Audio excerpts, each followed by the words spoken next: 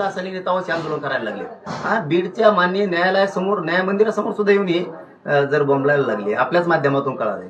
आणि आपणच आता दाखवलंय की त्यातला एक जण कोण आहे, तो वकील का फकील कोण आहे, त्यो म्हणतोय जणू की पोलिस दादागिरी करायला लागले, आमच्यावर लाठीचार्ज करायला लागले आणि आम्ही हे सहन करणार नाही. पोलिसाला पण धमकी. तू काय गेलता तिथं? काय तो तिथं SIT CID पोलीस बांधव येतं, न्यायालय आहे, ते देईल ना न्याय. तू काय गेलता तिथं लोक घेऊन? धनंजय मुंडे सांगतोय याला दोषी धनंजय मुंडे, 100% धनंजय मुंडेच याला दोषी आहे, दुसरा कोणी नाही. यांना सगळ्यांना सहआरोपी करणं गरजेचं आहे. जिल्ह्याची कायदा सुव्यवस्था नीट राहिली पाहिजे यासाठी आपल्या चॅनलच्या बांधवाच्या माध्यमातून मुख्यमंत्री साहेबांना सांगतो आणि अजितदादा पवारांनाही सांगतो, आज प्रथम त्यांचं नाव घेतलं. कायदा सुव्यवस्था अबाधित जिल्ह्याची राहिली पाहिजे. धनंजय मुंडेची गुंडाची टोळी थांबवा.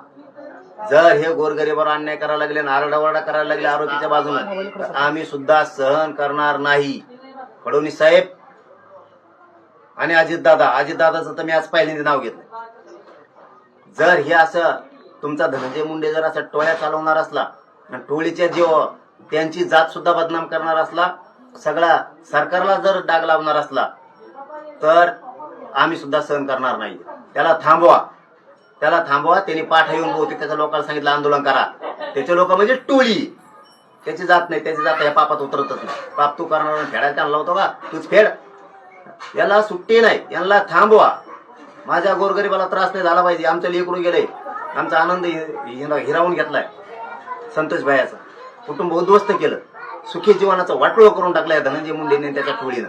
खुणं करताय, खंडाने मागताय. सोडू नका याला, एकाला सुद्धा सोडायचं नाही म्हणजे नाही. यांना सगळ्यांना मोका लावून 302 लावून यांची अंडर ट्रायल चालवा. यातला एक बी सुटला नाही पाहिजे. यांच्यापेक्षा 10 पट आंदोलन आम्ही सुद्धा करणार आहेत. दादा, SIT आणि पोलीस अधिकाऱ्यांनी असा सुद्धा दावा केलाय की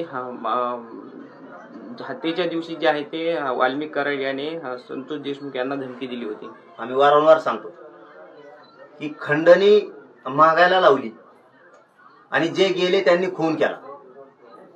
म्हणजे हे घरी का बसणारा किंवा कुठं बसलेला होता, याने बसून कट रचला तो. त्यामुळे खून करणारापेक्षा खंडणी मागणारा, खंडणीतला आरोपी ह्यो सरमाळ, ह्यो खरा गुन्हेगार.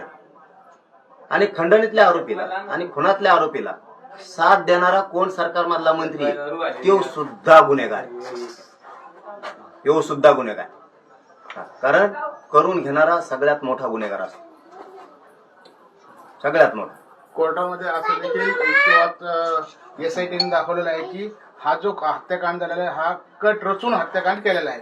हो, कटच रचलाय. यांनी कट रचला. याला खंडणीचा पैशाचा लय जोर आहे. माझी याला पैसा लय लागतो.